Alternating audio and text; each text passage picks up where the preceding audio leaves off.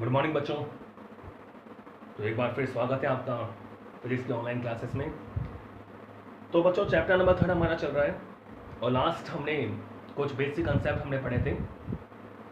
चालक क्या होता है, विद्युत रोधी क्या होता है, फ्री चार्ज क्या होता है, बाउंड चार्ज क्या होता है और डाइलेक्ट्रिक के बारे में हमने पढ़ा। ठीक है, तो चैप्टर नंबर 3 को कंटिन्यू करते हुए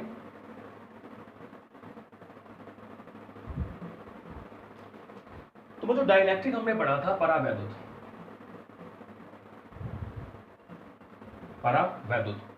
तो उसमें एक बात और देख लें आप कि जैसा कि हमें पता है कि जब हम किसी परावैद्युत को, कोई परावैद्युत पदार्थ है चाहे वो ध्रुवीय हो चाहे अध्रुवीय हो, जब हम इसे किसी बाह्य विद्युत क्षेत्र में रखते हैं, ये हमारा कोई बाह्य विद्युत क्षेत्र है,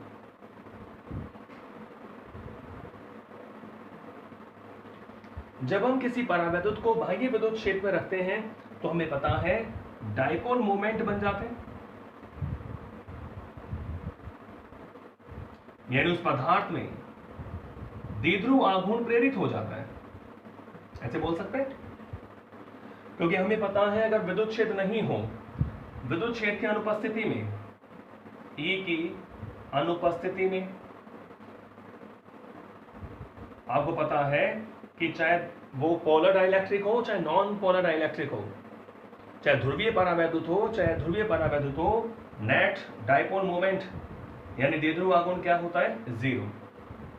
लेकिन जब हम किसी परावैद्युत पदार्थ को बाह्य विद्युत क्षेत्र में रखते हैं तो बच्चों उसमें नेट द्विध्रुव आघूर्ण क्या हो जाता है, प्रेरित हो जाता है।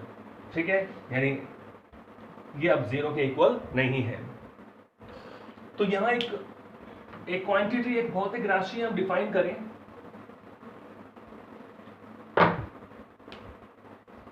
तो अपन एक लास्ट टॉपिक में से एक डेफिनेशन ले रहे हैं, उसे बोलते हैं बच्चों ध्रुवण सदिश।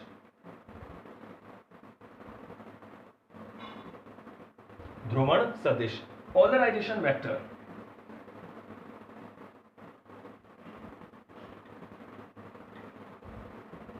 Polarisation vector. ध्रुवण सदिश का मतलब क्या है? ध्रुवण सदिश का मतलब है इकाई आयतन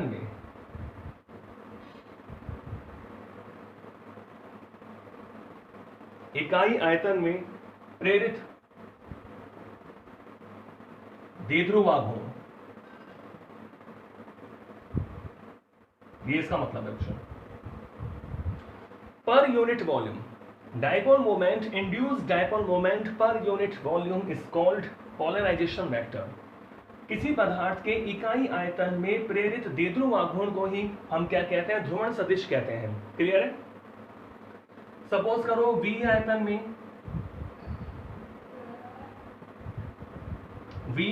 में प्रेरित द्विध्रुव आघूर्ण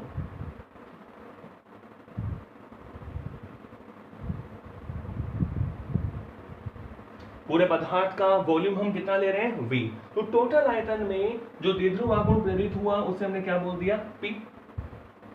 V आयतन में प्रेरित द्विध्रुव आघूर्ण कितना है, P।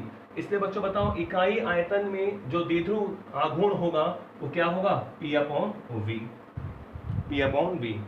तो यहां P का मतलब है द्विध्रुव आघूर्ण। ध्रुवण सदिश को मैं स्मॉल p से शो कर रहा हूं, तो ध्रुवण सदिश स्मॉल p बराबर क्या हो जाता है, P अपॉन V।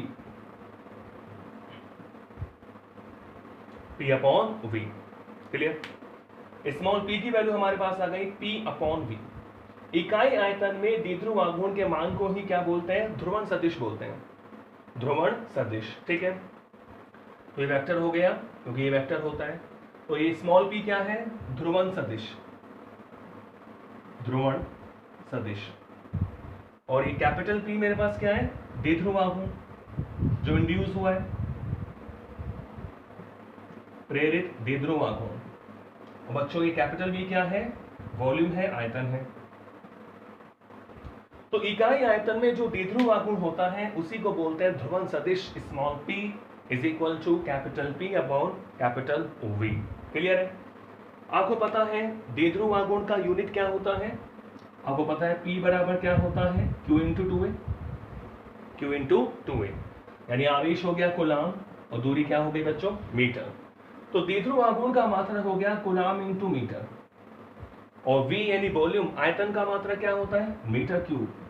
तो आप देखें 1 मीटर से 1 मीटर कट जाएगा, 2 मीटर बच जाएंगे। तो इसका मतलब क्या हुआ कूलाम पर मीटर स्क्वायर।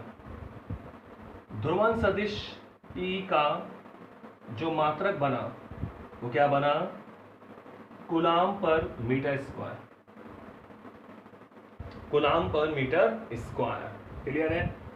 कूलाम पर मीटर स्क्वायर। विमा क्या होगी कूलाम यानी आवेश, आवेश की विमा क्या होती है धारा गुना समय A1 T1, और मीटर स्क्वायर का मतलब L2।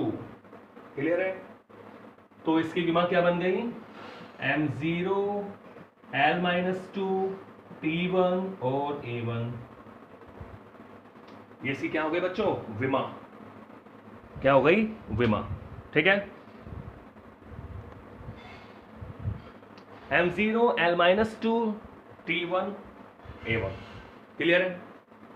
तो ध्यान रखें dipole moment per unit volume, इकाई आयतन में जो द्विध्रुव आघूर्ण बनता है पदार्थ के अंदर उसको हम बोलते हैं ध्रुवण सदिश यानी पोलराइजेशन वेक्टर सदिश राशि होती है कूलाम पर metre square M0 L-2 T1 A1। ठीक है? तो बिल्कुल यहां से आपको एक बात समझ में आ रही है कि हम जितना अगर विद्युत क्षेत्र बढ़ाएं, अगर हम E को बढ़ाएंगे तो क्या होगा जो द्विध्रुव आघूर्ण है वो बढ़ेंगे, जो द्विध्रुव है वो ज्यादा संरेखित होंगे, उसी को तो ध्रुवण बोलते हैं।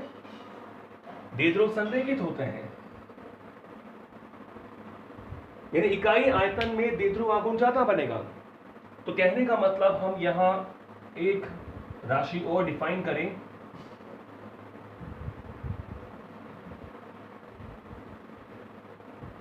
देखें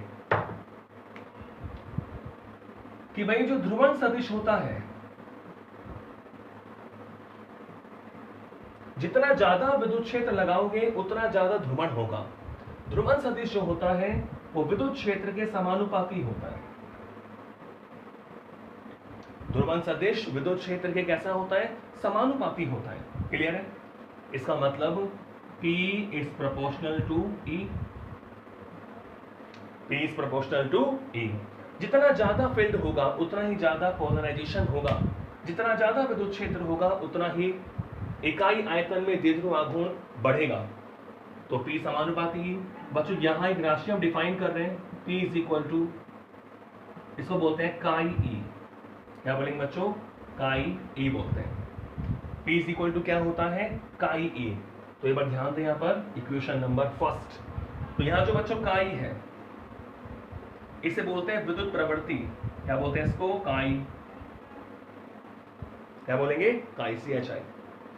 तो काई जो है एक विद्युत प्रवृत्ति कांस्टेंट है, इसका नाम होता है विद्युत प्रवृत्ति इलेक्ट्रिक ससेप्टिबिलिटी, इलेक्ट्रिकल ससेप्टिबिलिटी विद्युत प्रवृत्ति। ठीक है? तो बच्चों कांस्टेंट है, विमाहीन नियतांक होता है। ये कैसा नियतांक होता है विमाहीन। क्लियर है?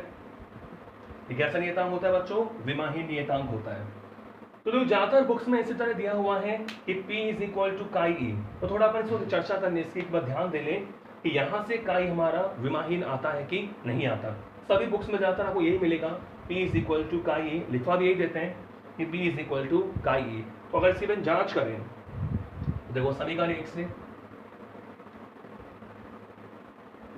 इसको हम थोड़ा क्रॉस कैलकुलेशन करें कि काई इज इक्वल टू क्या हो गया भाई P upon E। Chi is equal to P upon E। P आपको पता है, अभी हमने विमा निकाली। चलो मैं मात्रक लिख देता हूं। क्या आता है इस P का मात्रक कूलाम पर मीटर स्क्वायर। P का मात्रक क्या होता है कूलाम पर मीटर स्क्वायर। E क्या होता है वोल्ट पर मीटर, तो मीटर पर चल जाए। E क्या होता है भाई वोल्ट पर मीटर। तो यहां से आप देख रहे हो कि विमाहीन नहीं बनेगा, ये बन रहेगा विमाहीन नहीं बन रहा ना। देखो कूलाम इंटू आप देख रहे हैं मीटर से मीटर कर दिया, कूलाम पर वोल्ट इंटू मीटर नहीं बनेगा ना विमाहीन, क्योंकि वोल्ट इंटू मीटर कूलाम नहीं होता। क्लियर आपको?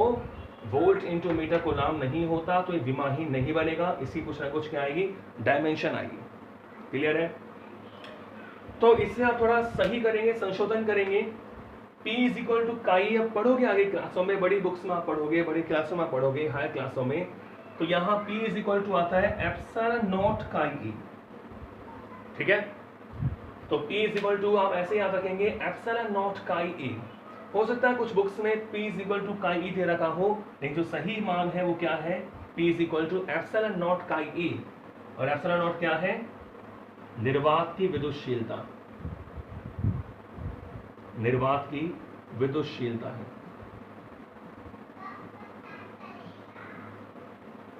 एप्सिलॉन नॉट को बोलते हैं निर्वात की विद्युतशीलता, एप्सिलॉन नॉट काई। अब यहां से देखें, अब चेक करें दोबारा, देखो काई इज इक्वल टू क्या हो गया, P upon epsilon naught into E। Chi is equal to P upon epsilon naught into E।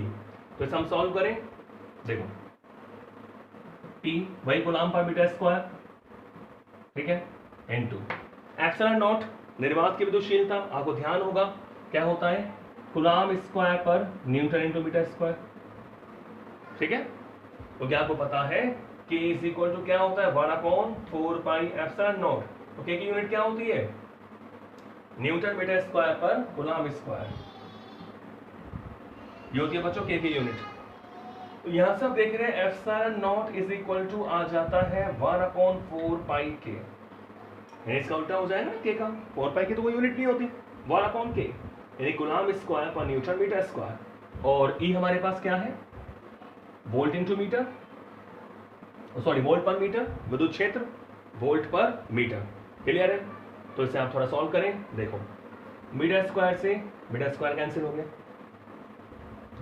एक कूलम्ब से एक कूलम्ब कैंसिल हो गया, तो हमारे पास क्या बचा, देखो नीचे आएगा न्यूटन मीटर, ऊपर से जाएगा, तो ये हो गया बच्चों न्यूटन इंटू मीटर, क्लियर है।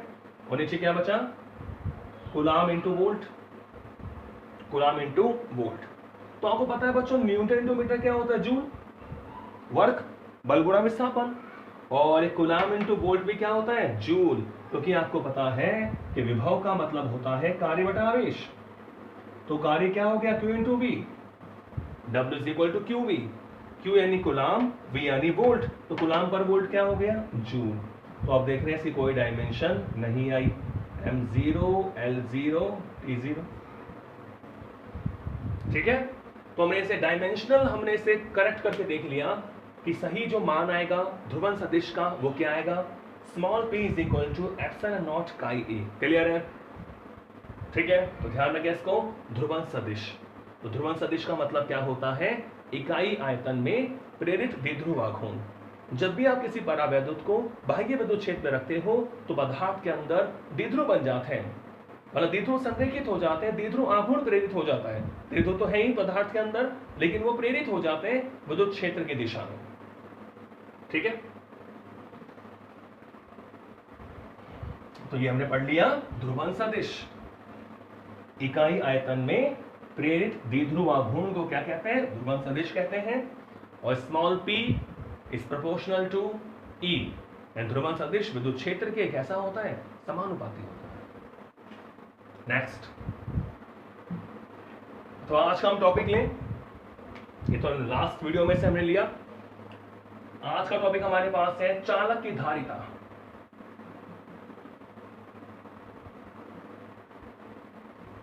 चालक की धारिता, ये टॉपिक है हमारा आज का, चालक की धारिता। कैपेसिटेंस ऑफ ए कंडक्टर,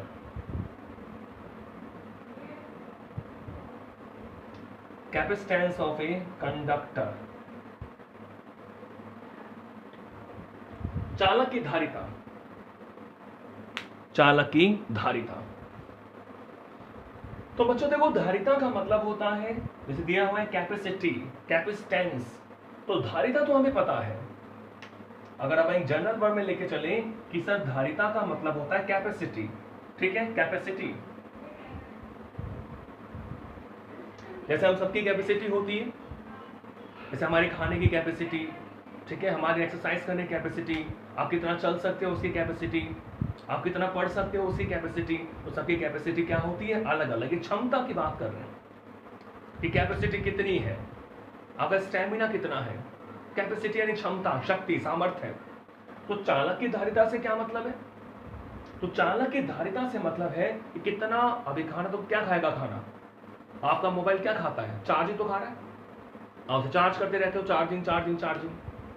जैसे आप ऑनलाइन वीडियो देख रहे हो, फोन आपका डिस्चार्ज हो जाता है, चार्ज करते रहो, तो उसे आप खाना, इलेक्ट्रिक खाना खिलाते हो। ठीक है, हम तो अनाज खा रहे हैं और आप क्या खिलाते हो उसे, इलेक्ट्रिक फूड, इलेक्ट्रिक मील, विद्युत खाना खिला रहे हो। तो इलेक्ट्रिक खाना यहाँ पर क्या हो गया, चार्ज, आवेश, चार्ज इज इलेक्ट्रिक मील ऑफ ए कंडक्टर। ठीक है, तो धारिता से, चालक की धारिता से क्या मतलब हुआ कि ये कितना चार्ज खा सकता है, ये कितने चार्ज को ग्रहण कर सकता है। तो कैपेसिटी टू कैप्चर चार्ज, आवेश ग्रहण करने की क्षमता। धारिता से क्या मतलब हो गया, धारिता से मतलब हो गया आवेश ग्रहण करने की क्षमता क्या कहलाती है, धारिता कहलाती है। तो इसकी क्या डेफिनेशन बनी, किसी भी चालक की आवेश ग्रहण करने की जो क्षमता है, आवेश दिखाता है, ग्रहण करने की जो क्षमता है वो क्या कहलाती है, धारिता। आवेश ग्रहण करने की क्षमता को क्या बोलते हैं, धारिता बोलते हैं। अब देखिए, जैसे आपको पता है बच्चों की जो विभव होता है V इज इक्वल टू क्या होता है, के क्यू अपॉन आर, के क्यू अपॉन आर। अब कोई भी चालक मेरे पास है तो आपको पता है के कांस्टेंट है, अगर मैं एक चालक ले रहा हूं तो दूरी के लिए भी क्या हो गया, वो कांस्टेंट हो गया। तो कहने का मतलब ये हुआ कि जैसे जैसे आप चार्ज बढ़ाओगे उसका पोटेंशियल बढ़ेगा नहीं बढ़ेगा। जैसे जैसे भाई मान लो मेरे पास ये कोई चालक है, मैं चार्ज को कम कर रहा हूं तो पोटेंशियल कम होगा, मैं चार्ज को बढ़ा रहा हूं तो पोटेंशियल भी क्या होगा, ज्यादा होगा कि नहीं होगा। तो इसके हम इस तरह रिलेशन लिख सकते हैं कि किसी भी चालक की जो धारिता है उसको कैसे डिफाइन करते हैं। किसी चालक को दिया गया जो आवेश होता है, जब भी आप किसी चालक को आवेशित करते हो तो उसके विभव में क्या होती है, वृद्धि होती है। विभव में क्या होती है, वृद्धि। यानी इसका मतलब क्या हुआ कि किसी भी चालक को दिया गया आवेश, कैपिटल क्यू माना है मैंने, उसके विभव में वृद्धि के क्या होता है, समानुपाती होता है। क्यू समानुपाती क्या होता है, V। यानी जब भी आप किसी चालक को आवेश दोगे तो हमें कार्य करना पड़ता है, नहीं पड़ता। कैसे करना पड़ा, समझे इसको। ये मैंने कोई चालक लिया, अब मान लो इसको हम चार्ज कर रहे हैं, क्या कर रहे हैं, चार्ज कर रहे हैं। तो जैसे मान लो किसी समय t की बात कर रहा हूं मैं, तो जैसे मान लो t समय तक, t समय से पहले इस पर इतना चार्ज आ गया। अब आप t समय की बात कर रहे हो, चार्ज दोगे तो भाई इसको आप सेम पॉजिटिव दे रहे हो, तो इन पॉजिटिव का इन पॉजिटिव से क्या होगा, प्रतिकर्षण होगा। क्या होगा, प्रतिकर्षण। जब भी आप किसी चालक को आवेशित करते हो तो उसमें जो आवेश गया, पहले कोई आवेश नहीं है, मान लो आप जब उसे चार्ज कर रहे हो तो चार्जिंग करते समय हमें प्रतिकर्षण बल के विरुद्ध, हमें यानी बाह्य स्रोत, जिसमें चार्जर से आप चार्ज कर रहे हो, तो बाह्य स्रोत को इस प्रतिकर्षण बल के विरुद्ध क्या करना पड़ता है, कार्य करना पड़ता है। क्या करना पड़ता है, कार्य। चालक को आवेशित करने में बाह्य स्रोत को प्रतिकर्षण बल के विरुद्ध कार्य करना पड़ता है, और यही कार्य उसके विभव में क्या कर देता है, वृद्धि कर देता है। क्योंकि विभव क्या होता है, एकांक धनावेश को अनंत से लाने में किया गया कार्य तो होता है। तो क्यू समानुपाती क्या हो गया, कैपिटल V। और आपको पता है कि जब जब समानुपाती का चिन्ह हटेगा तो क्या आता है, कांस्टेंट आता है। तो यहां बच्चों कांस्टेंट आता है Q is equal to CV, यानी C कांस्टेंट हो गया। C क्या हो गया, कांस्टेंट यानी नियतांक, तो C हो गया एक नियतांक। ठीक है, कांस्टेंट है, और C को ही बोलते हैं चालक की धारिता। कैपिटल C को हम क्या बोलते हैं, चालक की धारिता। क्लियर है, कैपिटल C का ही हमने नाम रख दिया चालक की धारिता। तो C से क्या बन गया, कैपेसिटी, चालक की धारिता। ठीक है, तो बहुत इंपॉर्टेंट फॉर्मूला ध्यान रखें, Q is equal to CV। Q बराबर क्या हो गया, CV। तो धारिता C एक कांस्टेंट होता है, ये भी ध्यान रखें, धारिता क्या होती है, किसी भी चालक की कांस्टेंट होती है। तो देखिए आप समीकरण नंबर 1 से, देखो समीकरण 1 से आप देख रहे हैं C इज इक्वल टू क्या हो गया, Q upon V। C is equal to क्या हो गया, Q अपॉन V। ठीक है, यानी किसी भी चालक को दिया गया आवेश और उसके विभव में वृद्धि का जो अनुपात है वो क्या कहलाती है, चालक की धारिता कहलाती है।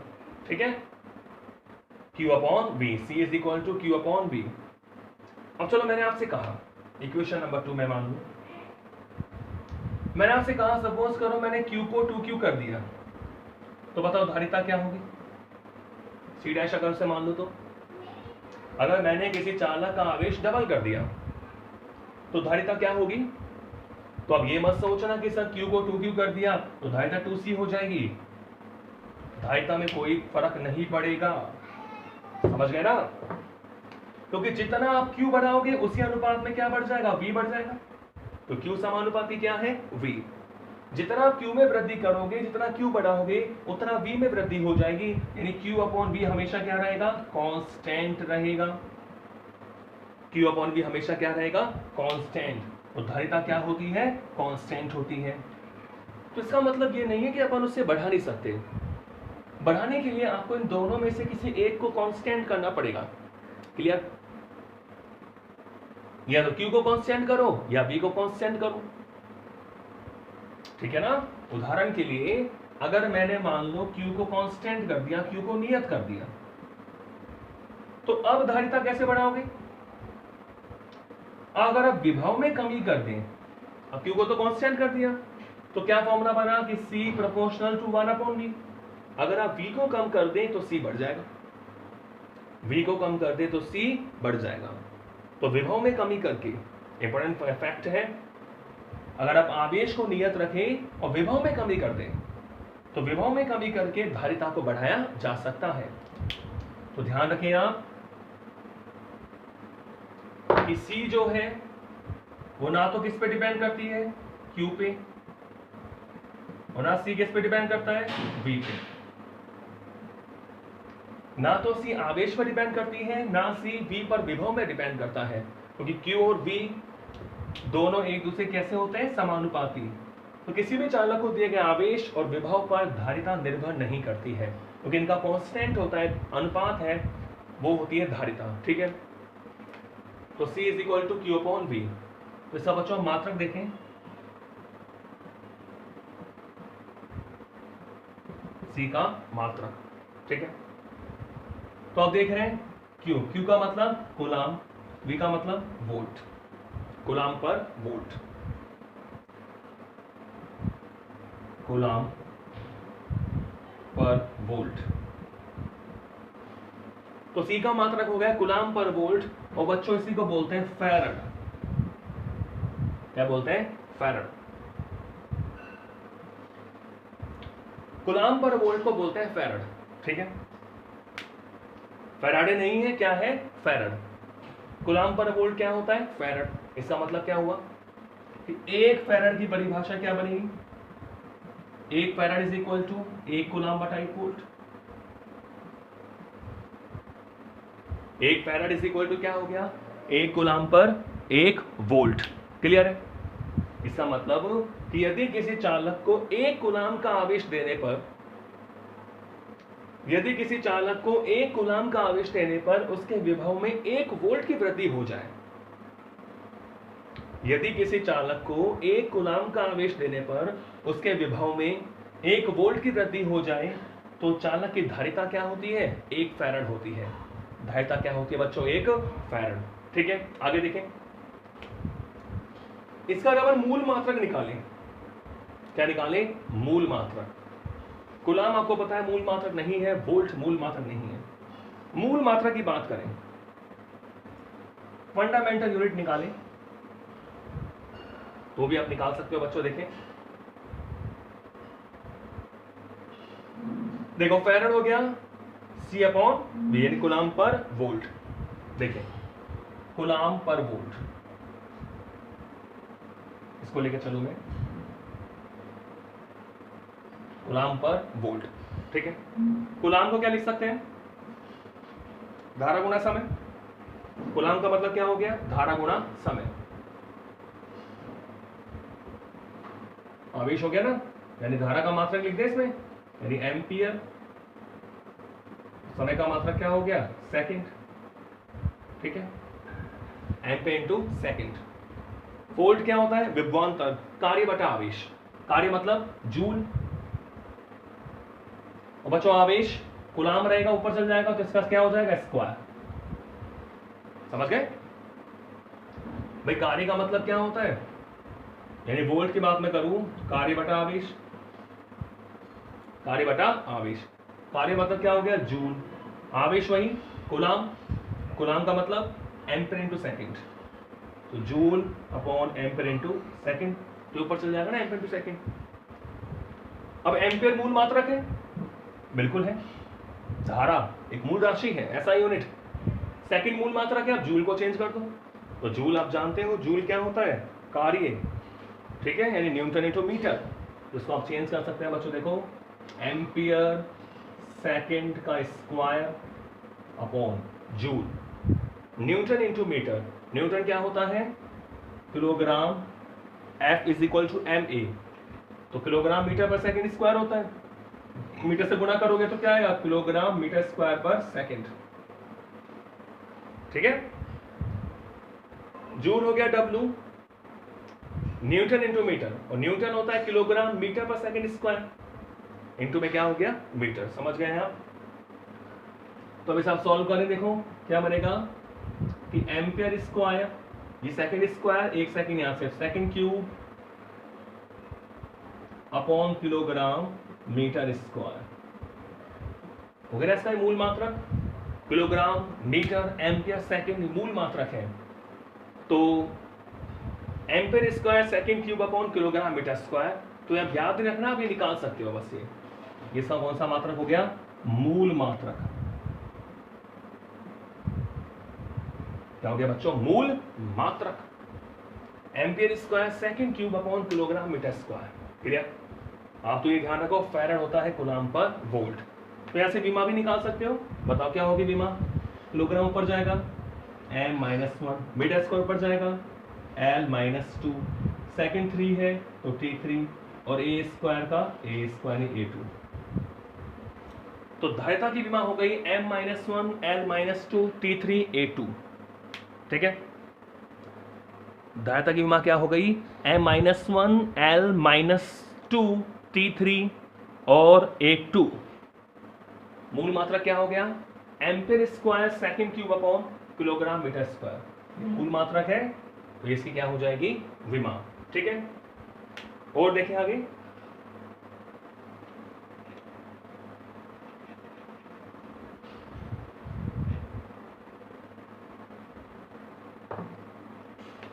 अब देखो मुझे धारिता किस किस पर निर्भर करती है, धारिता की निर्भरता,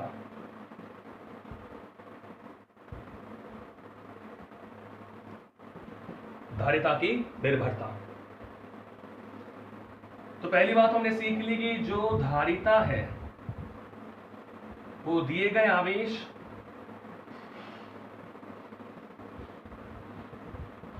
व विभव में वृद्धि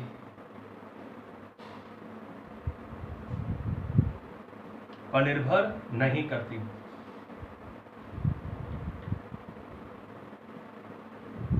ठीक है। धारिता जो है वो दिए गए आवेश और विभव में वृद्धि पर निर्भर नहीं करती है, ठीक है बच्चों, ध्यान रखना, क्योंकि आवेश और विभव में वृद्धि का अनुपात ही क्या होती है, धारिता। दूसरी बात मैं करूं,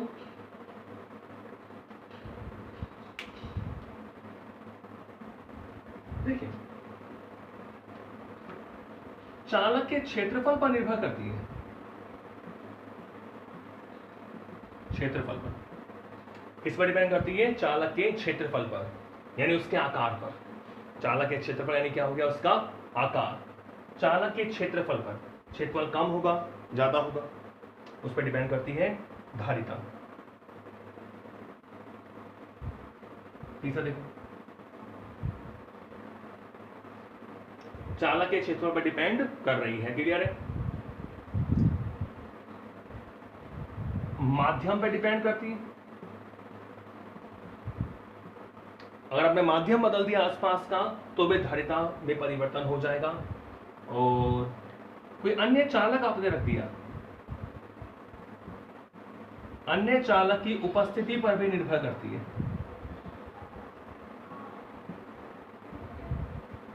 अन्य चालक की उपस्थिति पर भी क्या करती है? निर्भर करती है चालक की धारिता।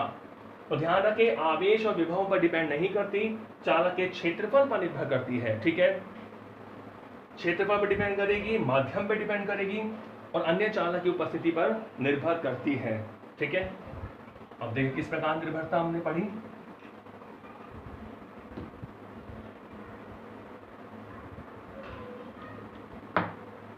इसको बेटा आगे बढ़ेंगे अपन। अभी तो आप ध्यान रखें कि अगर माध्यम का जो परावैद्युतांक है, माध्यम का परावैद्युतांक या क्या बोलते हैं इसको, आपेक्षिक विद्युतशीलता,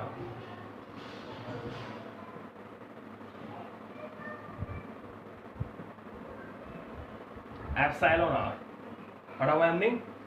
एप्सिलॉन आर का मतलब क्या होता है? निर्वात के सापेक्ष माध्यम की विद्युतशीलता। तो एप्सिलॉन आर हो तो बच्चों तो धारिता होती है, माध्यम में धारिता, इसको अपन निकालेंगे भी, अभी ध्यान रखें आप। तो माध्यम में धारिता जो होती है Cm, वो एप्सिलॉन आर गुना बढ़ जाती है। कितने गुना बढ़ गई? एप्सिलॉन आर गुना बढ़ गई। ठीक है, तो Cm जो है वो तो माध्यम में धारिता है और ये C क्या होता है? निर्वात में धारिता।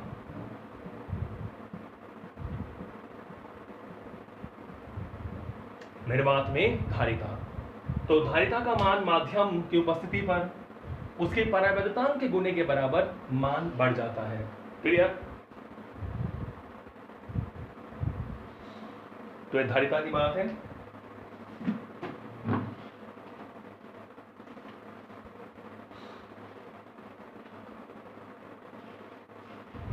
ठीक है,